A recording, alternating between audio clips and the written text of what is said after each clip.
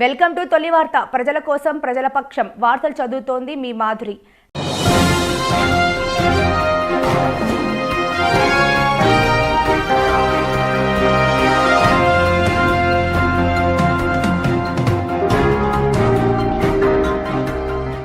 Monday వేసవిలో చల్లదనాల రుచులు ఆస్వాదించండి సింకో మోడ్రన్ బేకర్స్ ద్వారా.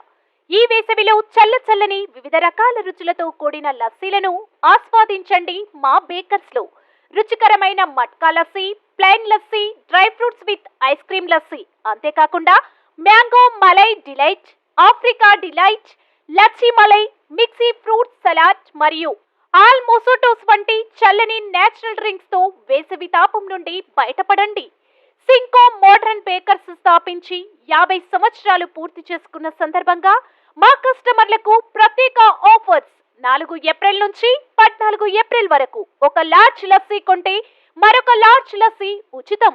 అంతేకాక పిజ్జా, బర్గర్ మరియు లైవ్ డౌగ్ పిజ్జా ఒకటి కొంటే మరొకటి ఉచితం. త్వరపడండి, మా డెలివరీ పార్ట్నర్ స్విగ్గీ మరియు జొమాటోలో ఇప్పుడే ఆర్డర్ చేయండి. మరిన్ని వివరాలకు సంప్రదించండి సింకో modern bakers, municipal town hall ఎదురుగా, క్లాక్ టవర్, మహబూబ్ నగర్. మా ఫోన్ నెంబర్ 7993996577 9440465652. దేశానికి వెన్నెముకగా ఉండేటటువంటి రైతు ఇవాళ ఏ విధమైనటువంటి పరిస్థితులలో ఉన్నాడో, ఈ రాష్ట్ర ప్రభుత్వం వల్ల ఏ విధంగా ఇబ్బందులకు గురి అవుతున్నాడో ఇవాళ మనం అందరం కూడా చూస్తూ ఉన్నాం. ఇవాళ ఈ రాష్ట్ర ముఖ్యమంత్రి రేవంత్ రెడ్డి గారు మరి గతంలో కేసీఆర్ చేసినటువంటి ప్రాజెక్టులు ఏవైతే ఉన్నాయో ఆ ప్రాజెక్టులలో నీళ్లు ఉంటే కూడా కనీసం రైతులకు నీళ్లు ఇవ్వకుండా పంటలు ఎండిపోయేటటువంటి పరిస్థితి తీసుకొచ్చినటువంటి అంశం మీ అందరూ కూడా తెలుసు.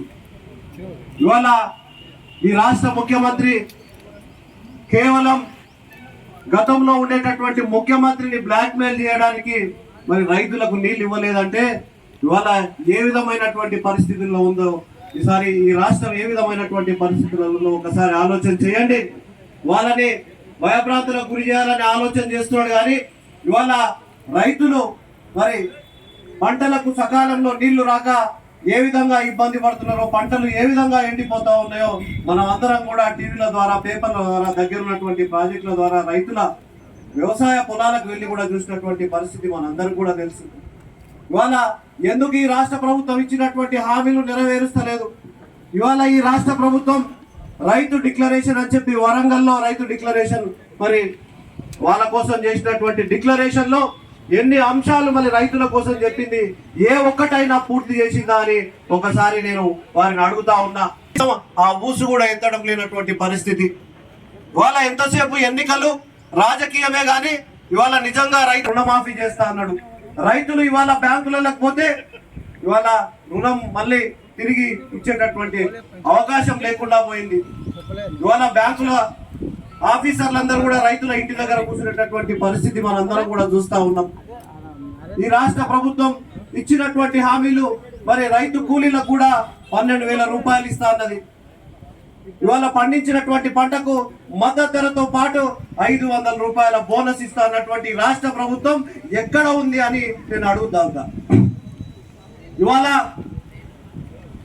ఈ రాష్ట్ర ముఖ్యమంత్రి ఇతర పార్టీల నుంచి గెలిచినటువంటి ఎమ్మెల్యేలను కొనుగోలు చేసేటటువంటి దాని మీద దృష్టి పెట్టిండు. కానీ ఇవాళ రైతుల మీద దృష్టి పెట్టలేదని చెప్పి మీడియా మిత్రుల ద్వారా ప్రజలందరినీ కూడా వారి గురించి తెలియజేస్తా ఉన్నా. ఈ రాష్ట్ర ముఖ్యమంత్రి రైతు బంధు, రైతు భరోసా ద్వారా ఎకరానికి సంవత్సరానికి 15,000 రూపాయలు ఇస్తా అన్నాడు. ఆ 15,000 రూపాయలు కూడా ఇప్పటిదాకా లేదు. ఇవాళ కౌలు ఎవరైతే కౌలుకు తీసుకుంటారో వారందరికి కూడా ఎకరాకు 15,000 ఇస్తా అన్నాడు. అది కూడా ఇంతవరకు ఇవ్వలేదు.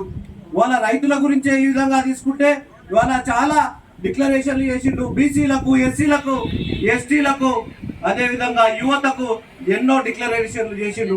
కనుక ఈ ప్రభుత్వం, ఈ రాష్ట్ర ప్రభుత్వం ప్రతి దాంట్లో కూడా విఫలం చెందింది. కనుక ఒకసారి మనం అందరం కూడా ఆలోచన చేసి రైతుల పక్షాన నిలబడేటటువంటి ఆలోచన చేయాలి. రైతుల పక్షాన బీజేపీ పార్టీ తప్పనిసరిగా అండగా ఉంటుందని చెప్పి నేను తెలియజేస్తా ఉన్నా. అదేవిధంగా రైతులకు మరి మద్దతు ధర ద్వారా చెప్పి మరి పెద్ద పెద్ద సభల ద్వారా ఇచ్చినటువంటి డిక్లరేషన్ ఇది.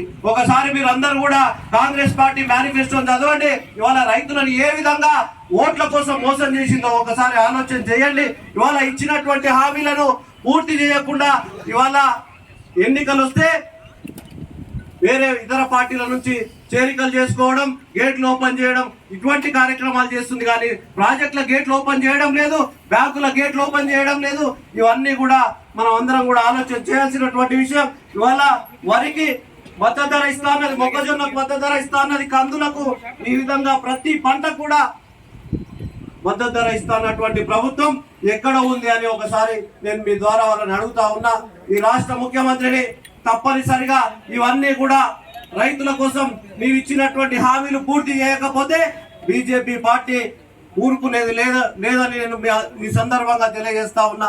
ఇవాళ ఈ రాష్ట్ర ముఖ్యమంత్రి తప్పనిసరిగా రైతులకు వెంటనే 2 లక్షల రూపాయల రుణమాఫీ కానీ 2 లక్షల రూపాయల రుణమాఫీ కానీ, రైతులకు రైతు భరోసా కానీ, కౌలు రైతులకు ఇచ్చేటటువంటి రైతు భరోసా కానీ తప్పనిసరిగా ఇవ్వాలని చెప్పి నేను ఈ సందర్భంగా డిమాండ్ చేస్తూ నాకు ఇచ్చినటువంటి అవకాశాన్ని ధన్యవాదాలు.